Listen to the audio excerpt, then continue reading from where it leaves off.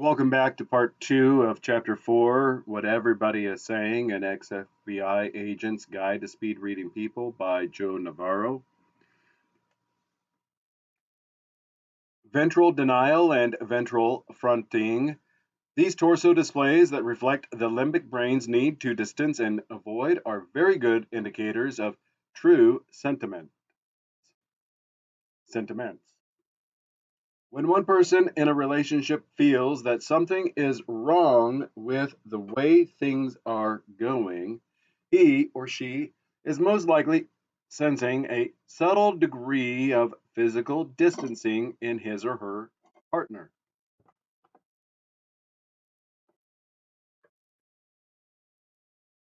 The distancing can also take the form of what I call ventral denial. Our ventral front side, where our eyes, mouth, chest, breasts, genitals, etc., are located, is very sensitive to things we like and dislike. When things are good, we expose our ventral sides toward what we favor, including those people who make us feel good. When things go wrong, relationships change, or even when topics are discussed that we disfavor, we will engage in ventral denial by shifting or turning away. The ventral side is the most vulnerable side of the body, so the limbic brain has an inherent need to protect it from the things that hurt or bother us. This is the reason, for example, we immediately and subconsciously begin to turn slightly to the side when someone we dislike approaches us at a party. When it comes to courtship, an increase in ventral denial is one of the best indicators that the relationship is in trouble. In addition to visual input, the limbic brain can also have a reaction to conversations we find distasteful. Watch any television talk show with the volume off and notice how the guests will lean away from each other as they present contrary arguments. When I was younger, I observed this, that they'd be on the stage and the row of chairs would be, you know, kind of a flattened flattened U shape, flattened U shape, and it was done this way so that they could present themselves to the audience and the cameras, but not enough so that the participants of the panel could observe one another. And I always was wondering until I started learning this stuff, are they leaning back to be able to be more objective in what the other individual was stating, or were they leaning back to create as much distance about what the other individual was saying? All right, so not long ago, I was watching the Republican presidential debates and noted that even though the candidates were spaced quite far apart, they still leaned away from each other when issues were brought up with which they disagreed.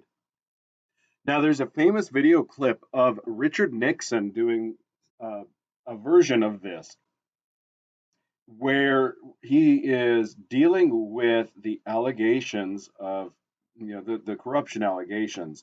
And he segues, you know,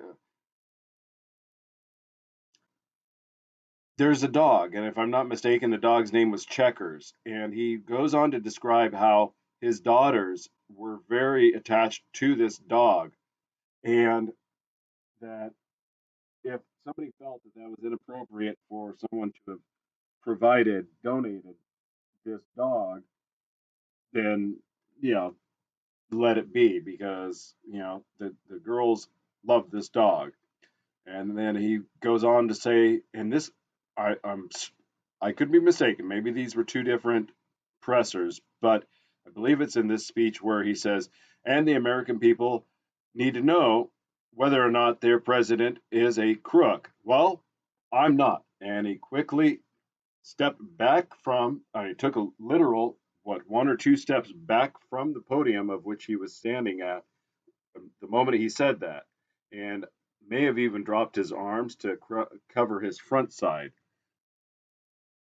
So look that video up and find out for yourself and observe it.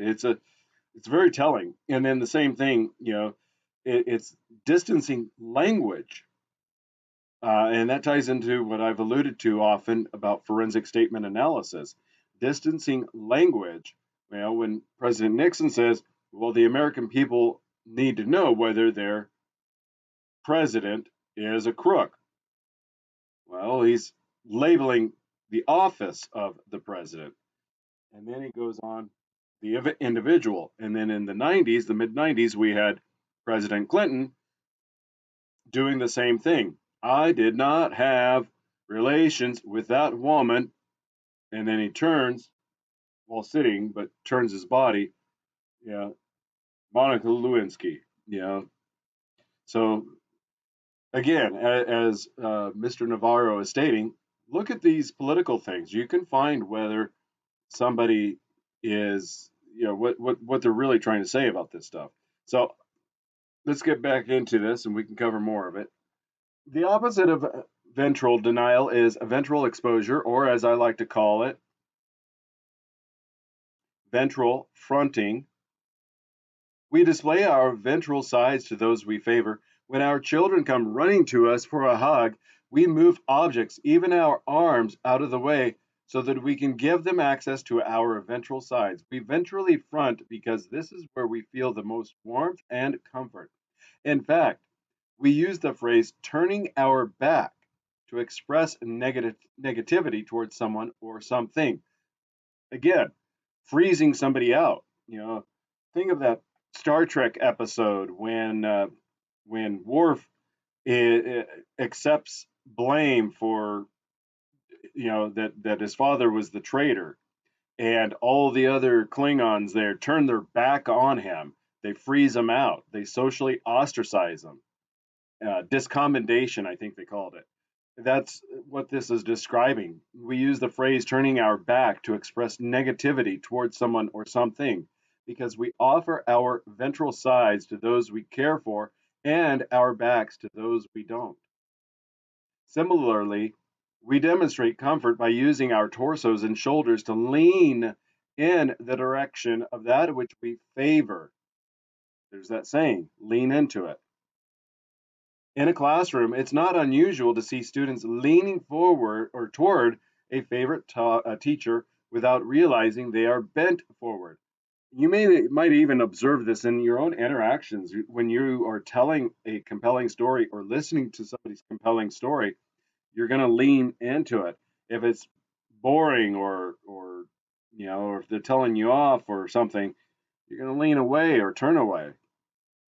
You'll start, if you haven't already noticed this, you're going to start noticing this stuff at this point in your own day-to-day actions and interactions.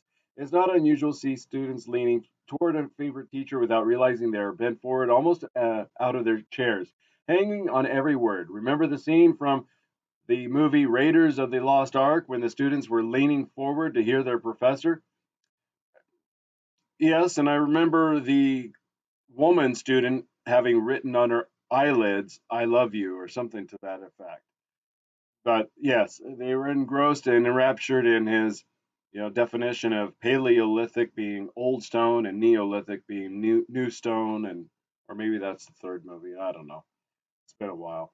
Their nonverbal behavior clearly indicated they admired him. Lovers can be seen leaning across a cafe table, their faces coming close to each other to gain more intimate visual contact.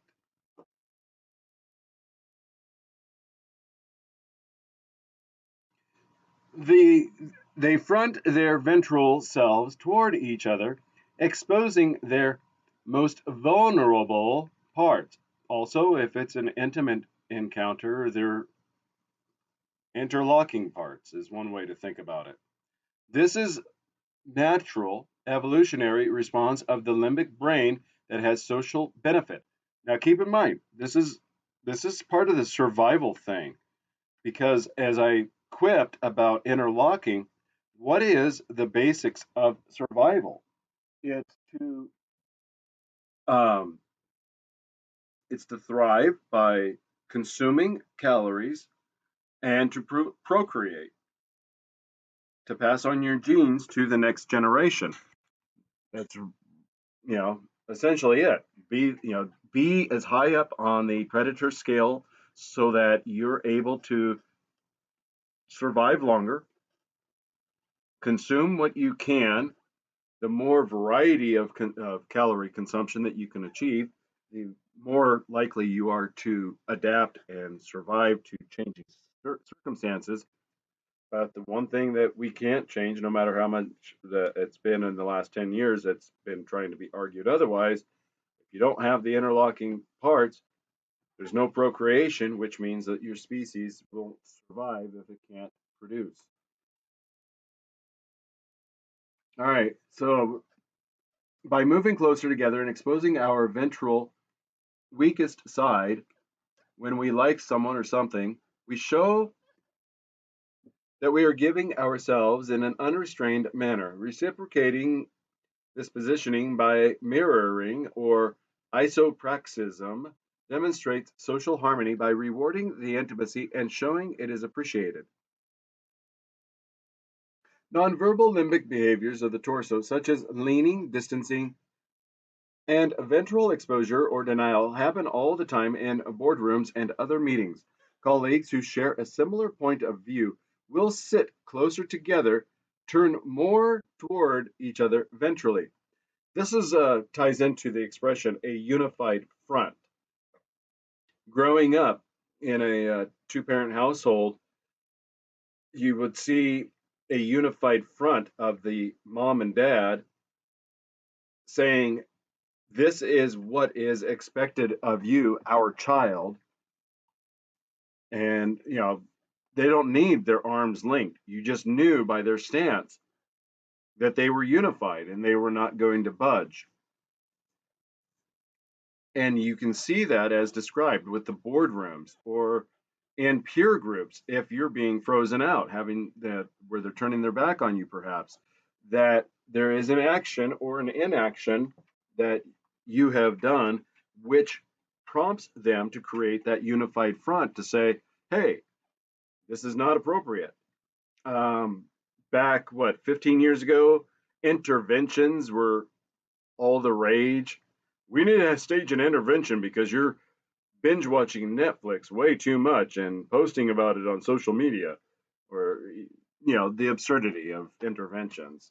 Because the effort was to use social shaming language to shame somebody into compliance, and that's all it really comes down to is there's shaming language and then there's shaming actions.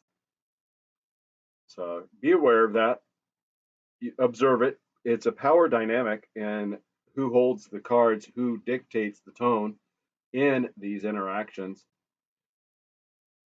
So let me repeat that line again, make sure we get caught up. Colleagues who share a similar point of view will sit together, closer together, turn more toward each other ventrally, and will lean harmoniously nearer each other. Think of it as the leaning the shoulders together to not quite whisper, but you know, communicate quietly between each other. When people disagree, they will hold their bodies firm, avoid ventral fronting unless challenged, and will most likely lean away from each other. Now, I presented in the build-up images 30 and 31, or figures 30 and 31. Then 30 is people lean toward each other when there is a high comfort and agreement. This mirroring or isopraxis starts when we are babies. And what's on the screen now is figure 31. We lean away from things and people we don't like, even from colleagues when they say things with which we don't agree. This behavior subconsciously tells others, I am not in agreement with your idea. As with all nonverbals, these actions need to be analyzed in context. For example, people new to a job may seem stiff and inflexible at a meeting. Rather than reflecting dislike or disagreement, this rigid posture and limited arm activity may simply indicate that they are nervous in a new environment. Not only can we use this information to read the body language of others. But we must also always remember that we are projecting our own nonverbals. During conversations or meetings, as information and opinions flow, our feelings about the news and viewpoints also will flow and be reflected in our ever changing nonverbal behaviors. If we hear something distasteful one minute and something favorable the next, our bodies will reflect this shift in our feelings. Currently, Congresswoman Nancy Mace was asked a simple question at a department store about public meetings, and she proceeded to go on this tirade to shame the individual about, if you'd paid attention, if you'd been attending. And I draw this attention out because right now we're dealing with a point in time where women are extraordinarily hyper aggressive in any opportunity to attack men for their existence. And the full video of this man that he released after she tried, just smearing him. This is the same woman who defamed a man for adult inappropriate actions just a month ago. Uh, she's a she's a disaster. She's radioactive. But women will make the accusation, towards you, or other people will make the accusation perhaps towards you that you're misogynist or racist. But that has been so overplayed that it doesn't sting, it doesn't do anything. It's overplayed. That's all they've got in their little, their purse is to make those baseless accusations. And you have to be aware of that because that ties into what's being discussed here in terms of being inflammatory. Something distasteful is to distract from the real message. So when you're dealing with these people during conversations or meetings, as these things go back and forth, they're going to hear things that they don't want to hear or be required to be accountable to something they don't want to be accountable for. And they're going to try to use projection against you to disarm you and distract you from getting that goal accomplished. And that is that holding something accountable, perhaps. So be aware of that projections of misogyny and racism are tools to try to derail somebody's mission to get an objective completed. A very powerful way to let others know that you agree with them or are consciously contemplating what they are saying is to lean toward them or to ventrally front them. This tactic is especially effective when you are in a meeting and you don't have the opportunity to speak up. All right, so the previous frame was figure 32. A sudden crossing of the arms during a conversation could indicate discomfort. And this is where you want to identify when they cross their arms. Were they, is it cold in there? Have they been repeatedly both, have they been receptive to the information and crossed their arms? Or is it only when they heard bad news that they've crossed their arms? Is everybody else, huddled, arms crossed? So I put the element card from the behavioral table of elements up there for elbow close.